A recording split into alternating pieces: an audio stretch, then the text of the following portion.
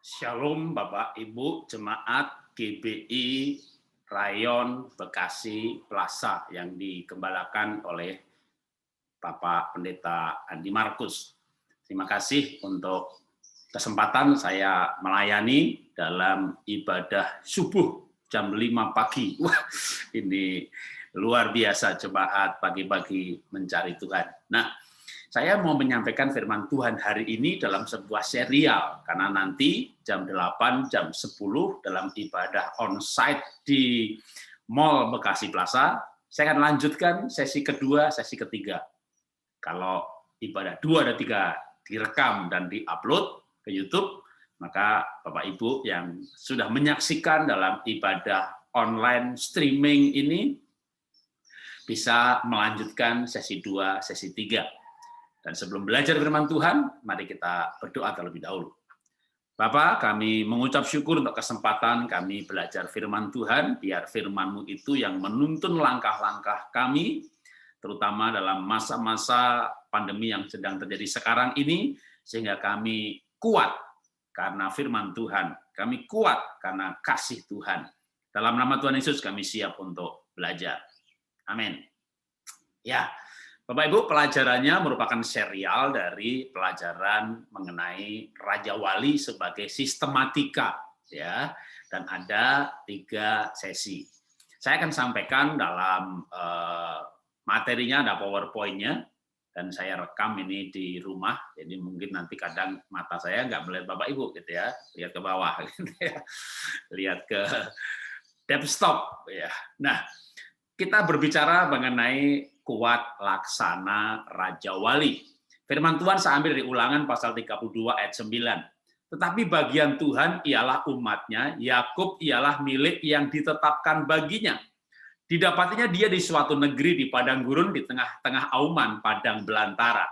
Dikelilinginya dia dan diawasinya, dijaganya sebagai biji matanya. Laksana Raja Wali menggoyang bangkitkan isi sarangnya, melayang-layang di atas anaknya, mengembangkan sayapnya, menampung seekor. Demikianlah Allah menuntun dia, dan tidak ada Allah asing menyertainya. Dalam Ulangan pasal 32 ayat 9 sampai 12 yang kita baca, sebenarnya sampai ayat 13-14, nanti untuk sesi yang ketiga. Nah, maka hubungan Tuhan dengan kita itu diilustrasikan seperti induk Raja Wali dengan anaknya. Karena dikatakan bahwa bagian Tuhan ialah umatnya. Yakub adalah milik kesayangannya. Berbicara mengenai bagian Tuhan, umatnya. Tuhan dengan umat.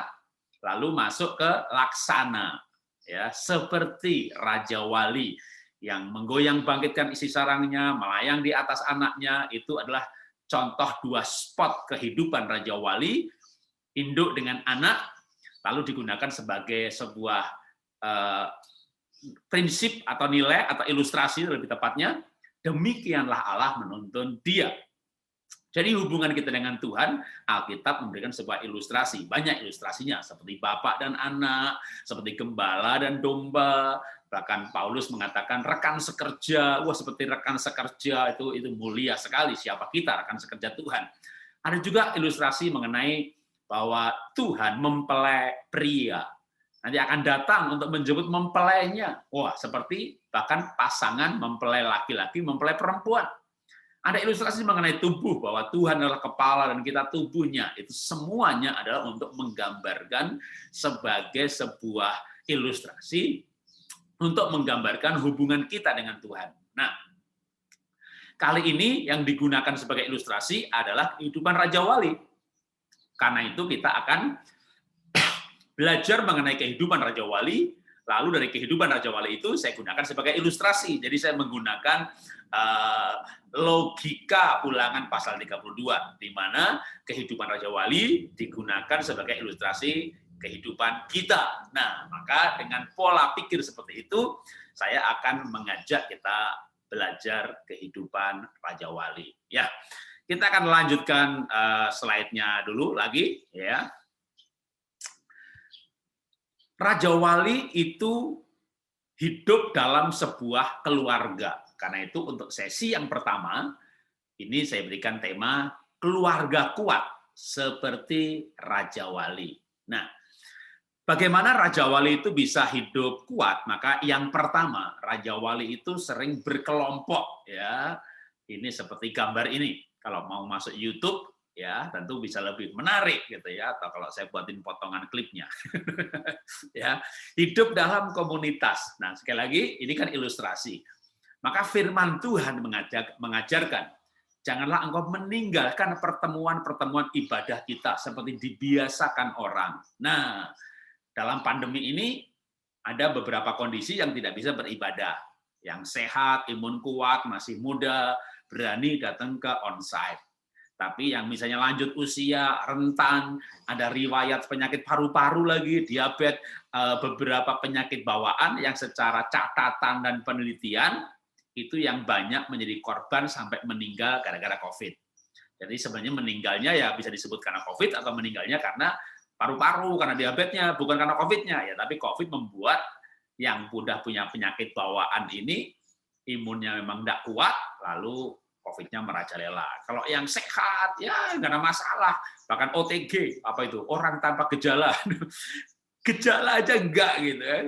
Berarti nggak bahaya dong ya, nggak bahaya bagi orang sehat karena ketika kedatangan COVID dalam tubuhnya pun dia nggak demam, nggak hilang rasa, nggak pusing, nggak panas, nggak ada gejala namanya OTG. Tapi ketika orang OTG ini datang lalu berjumpa dengan orang-orang yang rentan, nah makanya saya tidak misalnya wah nggak punya iman, nggak datang ke gereja gitu ya, tidak ya, tapi bisa ibadah online. Nah, firman Tuhan mengajarkan janganlah kita meninggalkan pertemuan ibadah. Tentu kalau kita bisa bertemu ya suatu saat nanti ketika pandeminya selesai, maka semuanya bisa berdatang. Kali ini saya menghargai apapun sikap yang diambil, baik untuk ibadah langsung di gereja atau lewat streaming.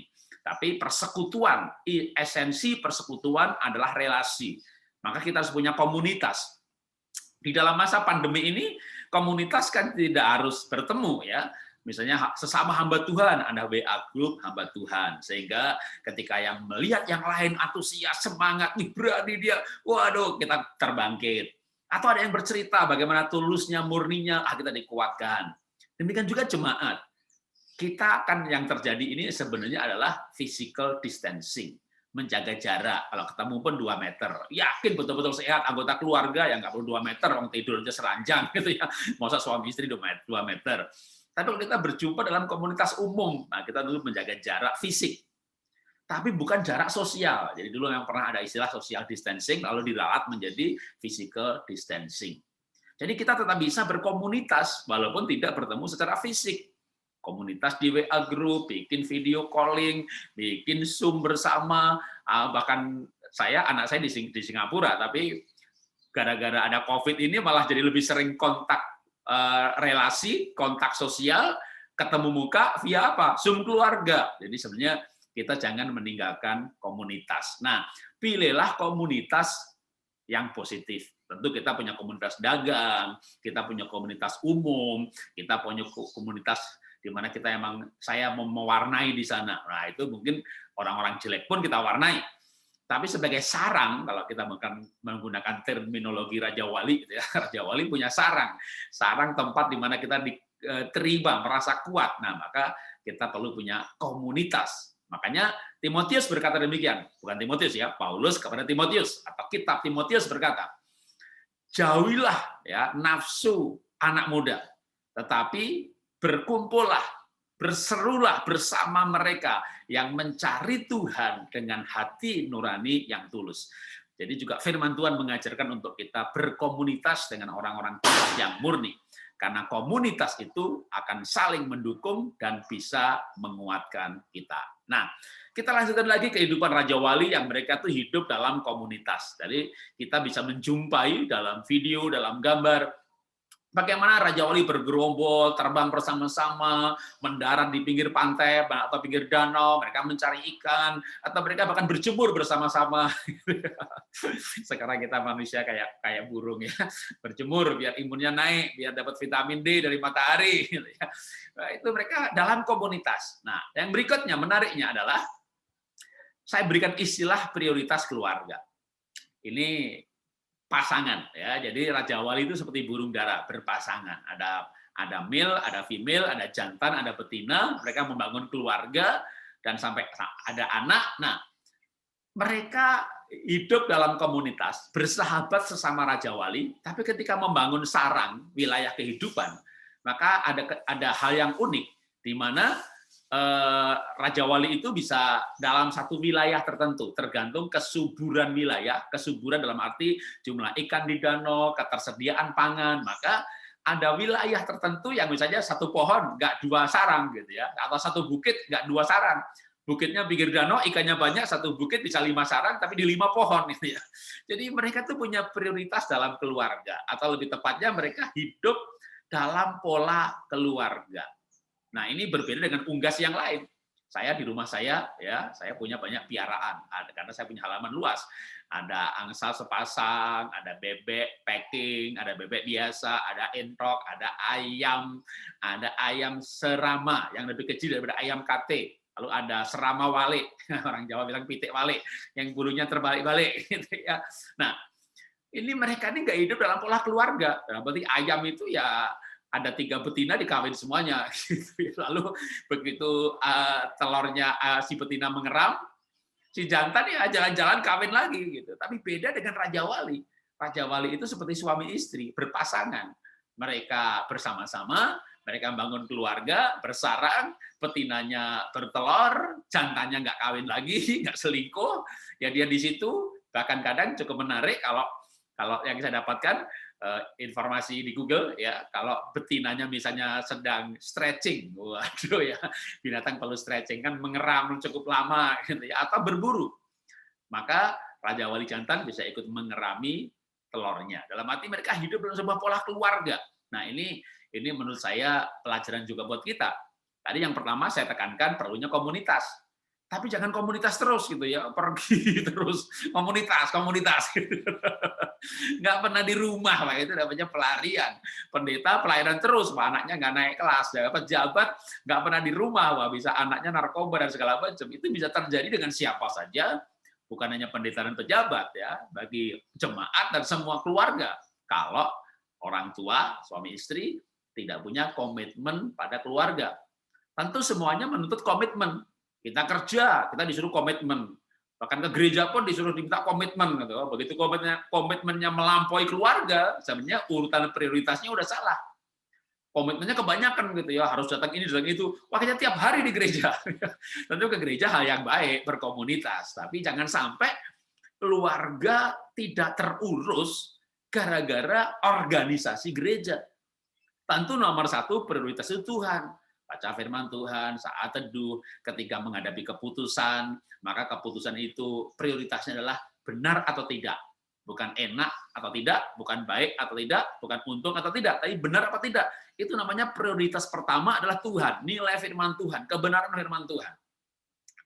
Prioritas yang kedua adalah keluarga. Baru setelah itu pelayanan, dagang, bisnis, yang full timer ya pelayanan, yang bekerja ya bisnisnya, tapi keluarga harus ditaruh pada urutan yang memang Alkitab ajarkan untuk sebagai prioritas. Suami adalah kepala, istri adalah penolong, anak harus menghormati orang tua. Alkitab lebih banyak peraturan mengenai keluarga daripada gereja misalnya ya. Memang kisah keluarga, Alkitab itu kisah keluarga. Dari mulai keluarga Abraham, terus keluarga demi keluarga. Betapa Tuhan mencintai keluarga, dan kita harus punya prioritas yang sama, prioritas pada keluarga. Saya lanjutkan lagi mengenai kehidupan Raja Wali. Ya, semakin detail untuk sebagai ilustrasi. Nah, ini gambar perbedaan antara Raja Wali betina dengan jantan. Jadi, untuk berbagai jenis burung Raja Wali sama. Cuma ini yang saya ambil data dari Bald Eagle. Ya. Itu rentang sayapnya yang betina lebih lebar. Beratnya lebih berat. Paruhnya lebih kuat. Ya, jadi ternyata Raja Wali betina itu lebih kuat daripada Raja Wali jantan. Maka saya berikan istilah penolong yang kuat. Bukankah itu seperti manusia juga gitu ya, bahwa Tuhan menciptakan wanita itu sebagai penolong. Nah, untuk menjadi penolong itu kan harus lebih kuat daripada yang ditolong. Wong banyak hamba-hamba Tuhan, teman-teman saya itu bapak-bapaknya kena COVID, istrinya nggak kena, lebih kuat. Atau kena, tapi OTG, tanpa gejala. Jadi mereka, data juga melaporkan bahwa laki-laki yang mati kena COVID lebih banyak daripada perempuan. Kenapa? Karena ya sekali lagi, wanita itu penolong. Nah, penolong dalam hal apa? Dalam segala hal di mana suaminya perlu ditolong. Karena suami itu perlu ditolong tentu dalam bidang dia lemah. Ada suami yang rapi, berarti nggak perlu ditolong kerapiannya. Tapi kalau dia nggak rapi, ditolong merapikan. Ada suami yang misalnya kelemahannya dalam hal memegang uang, pandai cari duit, tapi nggak bisa pegang uang. Ya, ibu menolong dalam hal pegang uang. Bahkan dalam hal-hal berikut ini yang mungkin seperti tidak diharapkan atau tidak umum gitu ya. Raja Wali, tadi kembali ke Raja Wali yang betina, ya dia sayapnya lebih lebar, badannya lebih kuat, maka untuk berburu ikan, Raja Wali jantan bisa, karena ikan itu kan ringan, gitu, kecil.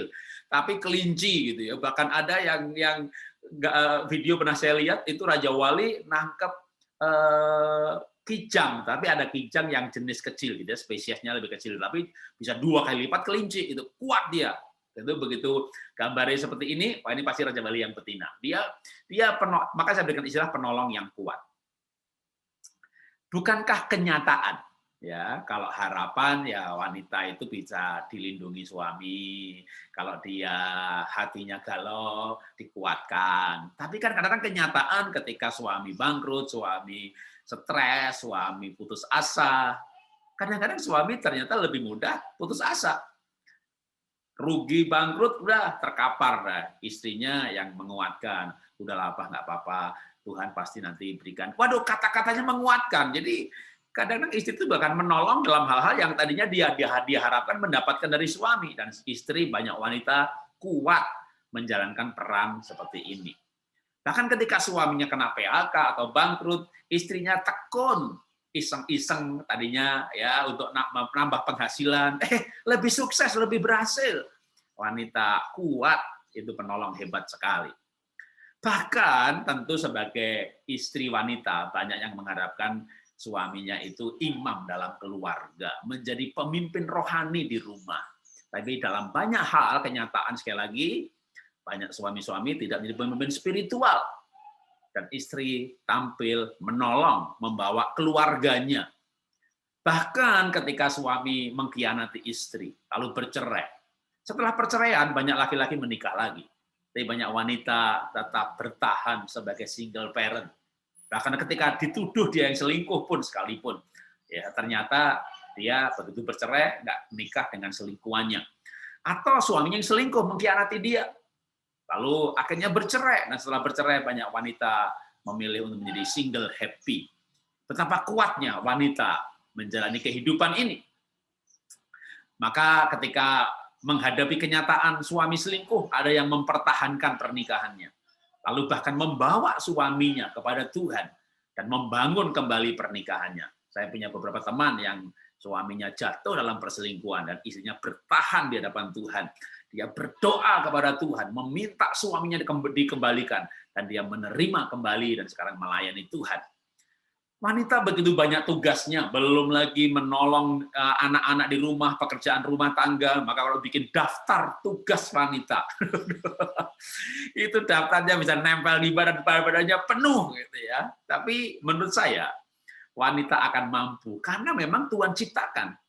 Ketika Tuhan melihat laki-laki Adam sendirian butuh penolong, maka Dia ciptakan wanita. Dia ciptakan dari bahan baku yang lebih kuat daripada bahan baku laki-laki. Kan firman Tuhan menceritakan Adam dibuat dari tanah. Yang namanya tanah ya kan. Mau dikasih air, dijadikan batu bata ya, udah setelah kasih air, dikeringkan, dibakar menjadi lebih keras jadi batu bata, dipukul ya patah. Tapi wanita dibuat dari tulang ya, dipukul kecil ya nggak terlalu patah ya, nggak patah. Kalau keras sekali, artinya tulang lebih kuat daripada tanah. Makanya wanita itu bahan bakunya tulang, kuat sekali gitu. Tapi hati-hati ya, tulang itu jangan dipatahkan. Kalau dipatahkan dia tajam dan runcing. Makanya bapak-bapak walaupun istrinya kuat, jangan bikin wanita patah hati. Wanita patah hati bisa tajam dan runcing ya. Tajam mulutnya, tajam kata-katanya, tapi wanita kuat, diciptakan kuat sekali. Nah, Untuk para ibu-ibu, untuk para wanita, bagaimana bisa menjadi orang yang kuat? Maka wanita akan kuat kalau hatinya penuh cinta. Kenapa kuat kalau hatinya penuh cinta? Karena wanita, kekuatan itu di hatinya.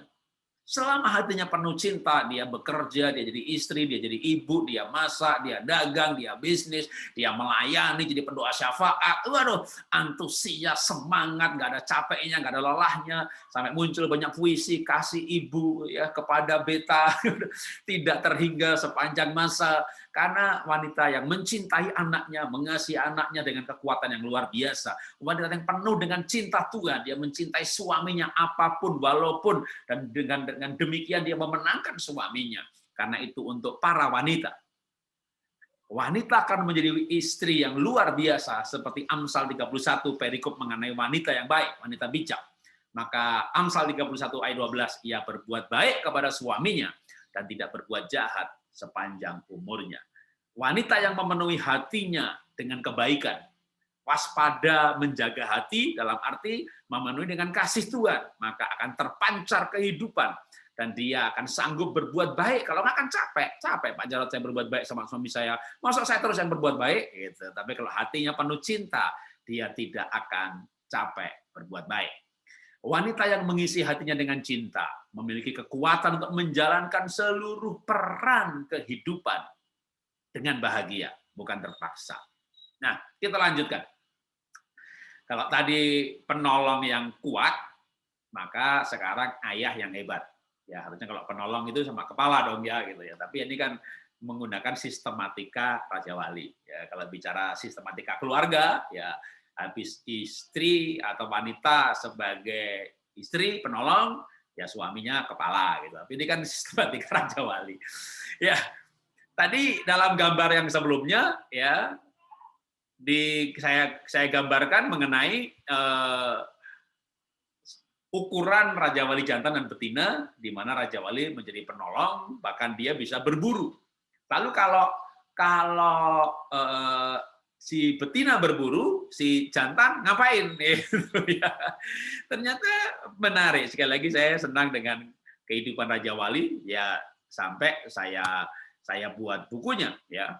Jadi ketika si betina berburu, ini si Raja Wali jantan ini dia ada di sarang, menjagai anaknya, kadang-kadang kalau masih belum anaknya menetas, menjagai telurnya, mengerami telurnya, kalau nggak mengerami dia ada di situ menjagai, jangan sampai kan datang binatang lain makan telurnya. Jadi menurut saya sebut ini suami yang bertanggung jawab, istrinya kerja, dia jaga anak. Loh, ini kan kebalik dong Pak, harusnya kan suaminya kerja, ya dunia ini kan bisa kamu bolak-balik. Kalau keadaan misalnya, bapaknya kena PHK, masa ibu nggak mau kerja, jadi anggap aja ibu sekarang dapat inspirasi. Oh, saya memang Raja Wali betina. Jadi ibunya kerja, bapaknya di rumah gitu. Itu masih nggak apa-apa ya, ibunya kerja, bapaknya di rumah. Tapi jangan ibunya kerja, bapaknya tidur, main game, judi, males, marah-marah melulu, nggak mau ngurus anak. Jadi nggak apa-apa jadi seorang bapak, seorang suami atau seorang laki-laki ngurus anak. Kan juga sebagai ayah juga. Kalau tidak bisa menjadi suami yang hebat dalam hal mencari uang, tapi menjadi ayah yang hebat kan melengkapi. Ketika ternyata istrinya juga mungkin malah nggak bisa menjadi ibu yang hebat. Karena dia punya talenta, minat, bakat, kemampuannya justru lebih banyak pada bisnis. Memang kadang ada kenyataan yang seperti ini, ya hadapi saja. Ya, hadapi dengan cara suami melengkapi istri, istri melengkapi suami. Jadi saling melengkapi. Kalau bicara melengkapi, saling. Ya, maka saling melengkapi. Nah, Raja Wali itu Raja Wali jantan, dia ada di sarang ketika si betina pergi, maka dia menjaga telurnya, menjaga anaknya, menjaga. Dan setelah sampai anaknya besar, maka Raja Wali jantan itu bisa melatih anaknya terbang. Wah, melatih anaknya terbang. Wah, ini menurut saya menarik. Ya. Kenapa? Karena Raja Wali itu hidup dalam pola keluarga di mana ayah mendidik anaknya. Bagaimana kalau ayam? Sekali lagi saya piara ayam ya di rumah saya. Jadi kalau betinanya bertelur lalu punya anak-anaknya menetas gitu, itu si jantan malah kawin sama betina yang lain. Makanya nggak ada lagu bagai ayam jantan, nggak ada. Lagu kita adalah bagai Raja Wali gitu. Sampai saya ngelukis tuh Raja Wali, lukisan saya sendiri karena saya senang Raja Wali. Nah, Raja Wali ikut mendidik anaknya. Makanya di sini saya dalam sesi ini adalah penolong kuat dan kombinasinya ayah hebat, ya. Nah, sebagai bagian terakhir dalam pelajaran pagi ini, mungkin biasanya pembicara lain pendek, ini agak panjang ya, karena yang berbicara pengajar. Nah, Raja Wali jantan ikut mendidik anaknya. Jadi memang ayah itu punya tugas yang luar biasa. Mungkin dia nggak lebih kaya daripada istrinya. Istrinya lebih kaya, tapi dia punya rencana, maka namanya life planner. Mungkin istrinya duitnya lebih banyak, tapi harusnya keputusan hal-hal penting. Gereja di mana, beli rumah di mana, maka liburan kemana, harusnya suami yang mengambil keputusan. Anak sekolah di mana. Nomor 3, baru economic provider bisa ditolong oleh istrinya, si penolong dalam hal economic provider. Tugas ayah yang lain adalah bermain dengan anaknya.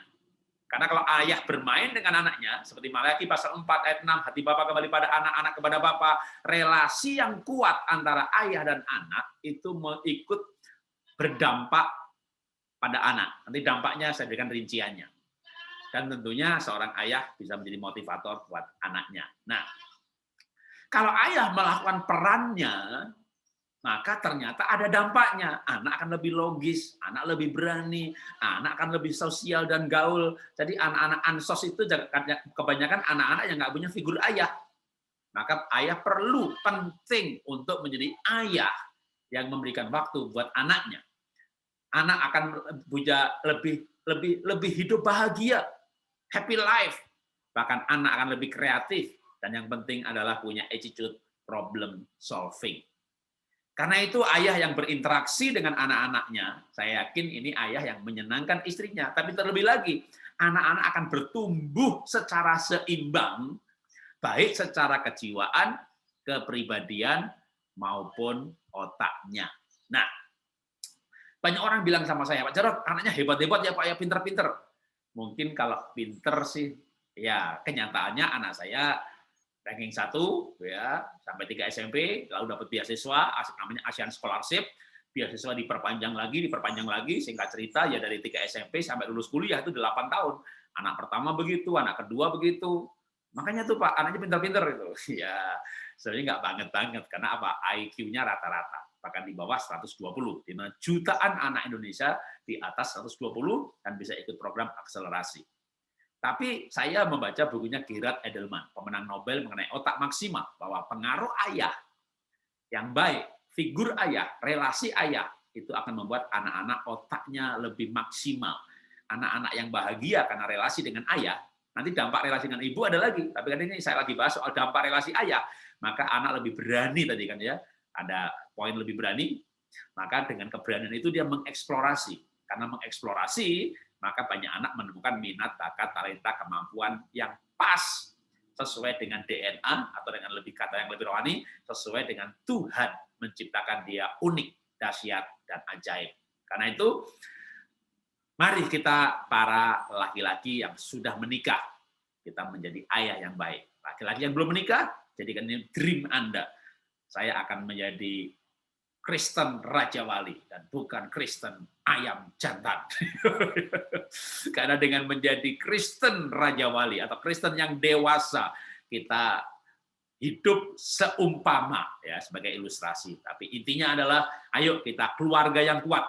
Karena keluarga dalam masa pandemi ini malah ada yang bercerai, ada yang berantem, ada yang kacau gara-gara stres akibat dampak pandemi. Tapi Raja Wali adalah Raja Wali yang justru di tengah badai dia terbang tinggi. Itu nanti sesi yang kedua. Menikmati badai ya. Sekarang adalah keluarga yang kuat. Mari kita berdoa. Bapa, kami mengucap syukur, kami diingatkan kembali mengenai pentingnya keluarga, komitmen pada keluarga, dan hari ini kami belajar hal ini menggunakan ilustrasi kehidupan Raja Wali yang hidup dalam sistem keluarga. Biarlah kami, apalagi terlebih manusia yang Tuhan menciptakan lebih mulia dengan nilai-nilai kerajaan sorga, kami akan bangun keluarga yang kuat di hadapan Tuhan, sesuai dengan nilai-nilai firman Tuhan. Dalam nama Tuhan Yesus kami belajar firman-Mu. Amin.